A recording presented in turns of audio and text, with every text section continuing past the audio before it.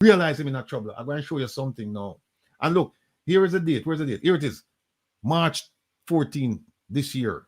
This is when Craig Beresford signed off on the second.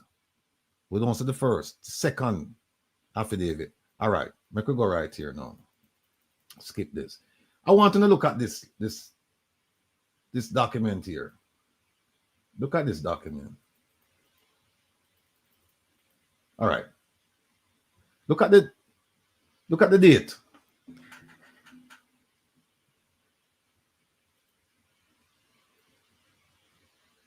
January 25, 2019. And for those of you who have not read this bundle of documents, and you believe that the Prime Minister is a God-fearing, law-abiding man, above and beyond reproach, I want you to take a good look at this letter, right? This is a letter crafted by someone from the Integrity Commission to the chairman and members of the commission, of the Integrity Commission. It's a report on what steps were taken to get the Prime Minister to comply. Remember now, 2019. All right, here we go. Here it is. A review was conducted on statutory declaration submitted by Mr. Holness since he became a parliamentarian in 1998. Them suspects up now go on. Them a review from 1998. But them said the scope of the review covered statutory declaration for the period 1998 to 2016. Look at why it was done. The objective of this exercise was to determine whether information he entered on his statutory declarations was a true representation of the assets and liabilities of his net worth when calculated was commensurate with the income stated. So with them actually I say, we are look for say if I'm live big life and I'm gonna make maga money. That's essentially what it's right. And it says after carefully reviewing and formulating an opinion, right? It was observed that his assets increased substantially over the years and especially over the period 2009 to 2012. Some other areas of concern were identified and required further investigation. The Prime Minister responded. However, they were not sufficient to adequately satisfy the concerns that were raised. In May 2018, because remember now, the law was passed in 2017, creating the new Integrity Commission. Yeah. Right. They started acting as an entity in 2018. It says in May 2018, under the new Integrity Commission, another letter was sent to Mr. Holness. Another means one did come before, at least one did come before, advising that the commission awaits a response to its letter dated October 5, 2017. He was asked to respond by June 22nd, 2018, October, November, December, 8 months later. Them said, respond to us 8 months later. You know, respond to us previously. All right, we'll give you some more time. Look at what more time turned into. It says on October 29, 2018, he submitted a letter seeking additional time within which to respond. And the commission acceded to his request. Them say, yes, Mr. Prime Minister, we're going to give you some deference. And so we're going to give you additional time. And that additional time is October 15, 2018, in which to reply. You think the man would have replied by then?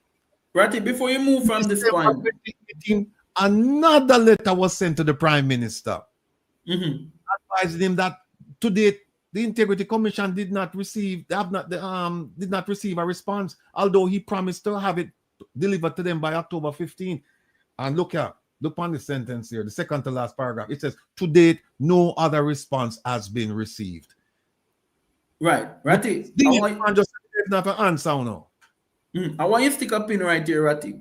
Right? Yes, sir. Because I want to speak to my friends from the Jamaica Labour Party, my friends who are labor rights, who now saying that the Integrity Commission is on a witch hunt for Mr. Holness, which investigate investigative body would give any individual this leeway to come and give them, so at all times and intents and purposes, the commission was bending backwards just to accommodate Mr. Holness. So this notion out there that the Integrity Commission is being biased and political and vindictive to Mr. Holness, these affidavits and these dates, imagine somebody write you 8 months after you respond. You don't even respond. Him don't even respond. Him say, give me some more time, and 8 months him still can't respond. But what you know why I couldn't respond, Ratty? Because had he responded then, the certification facing the election in 2020, he would not have been certified. Indeed. Go ahead, my brother. So they wrote to him before May 18, that's one. They wrote to him May 2018, that's two. Then yeah, that's two. Then they wrote to him again in August 2018. Then they wrote to him again in December 2018. Who you think the Integrity Commission I will get some civil servants 4 times them write to you? Wow. 4 times them write to you and tell us that, look, you need to come in and give you the information, and you just ignore them. But people, it get worse. Let me pull this down and talk to you a little bit here. What we're not going to do tonight is we're not going to go through all 108 pages. I have gone through the 108 pages, but it's not fair to drag you through the 108 pages. What I'm going to do, I'm just going to give you a snippet of this Prime Minister, how he acted when called upon to do something that he was legally required to do by an agency that he ushered into existence. Him take credit and say, me bringing the Integrity Commission and we're going to cut back on, we're going to deal with corruption. He's the one who said that. And now when he's asked, and look from when they are asking about this stuff here. Look from when they are asking, and him don't want to respond. So I don't want to go through all of it, because believe me, people, when I was reading it, and after a while, my head starts spinning, because I start seeing a lot of financial transactions. I go here, there, in cousin, in mother, in wife, in son, in friend, all over the place. I'm going to stop for a while and say, hold on, I need to take a step back from this and unravel this. At one point, I got up, walk away just to clear my head, because there were so many things involved. So many things involved. Let me go through this, Kevin. Let me just pull this up here. I want to show you something now. No. Here's one document that I think let me show you this document. This document is the letter I just read to you. That's the Reader's Digest. That's a short version of this, right?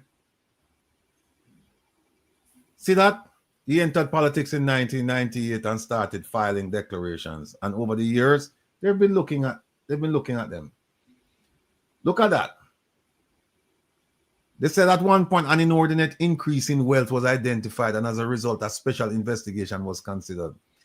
Look at the second one. Up to February 2018, the commission was not satisfied with the response they had received. And then it rolled over. Right? Because the new commission didn't start until later on in 2018. Yes. Let me skip this and just, because we want to get to the bus, We want to get to the bus. Let me show you something. All right, here are the findings. Let's get to the findings, right? Let's get to the findings. All right. My goodness gracious. Wow. This is telling you that Mr. Andrew Holness at one point was working for Mr. Siaga. Yes. And they said his explanation disclose multiple business and accompanying investments, assets, and income. Look at that. Look at the last part of that sentence, which were not previously declared. Yep. Never tell them about it. You never tell them. Right? Look at keep going. Here's the first one. Yes. He worked for Mr. Siaga with a company named Premium Group. The Prime Minister managed it, that group, that business for Mr. Siaga. You see where it said about the last sentence? Off note, income from the employer was not declared for December 2000. Was this Premium Group linked to Enchanted Garden? Linked to who? Enchanted Garden. I don't. Oh, you mean the place out in Oche? Yeah, you are correct, Jeffrey. Yes, huh? Jeffrey. Yes, Jeffrey. You are onto something, Jeffrey. Yes, it was a link to Enchanted Group and to some other real estate developments Mr. Siaga had across the north coast of Jamaica. Yes, it was linked to it. Okay. Here's the next one. So we know no mention about that one there, about Premium Group. Here's the next one. Sunshine Mobile Company Limited. That's a taxi business. Prime Minister saying they own 3 cars. And then when go do? Them that use business with Sunshine Mobile. Then them got register a company called the Lido Taxi Service. And them have 8 cars. When him register the Lido Taxi Service, but the cars them are operate under Sunshine Mobile Company. Sunshine Mobile Company was not his company. So it was not his company. Him have a deal with somebody where him registered the Lido Taxi Service, but then him take the cars and then I guess consign them to Sunshine Mobile.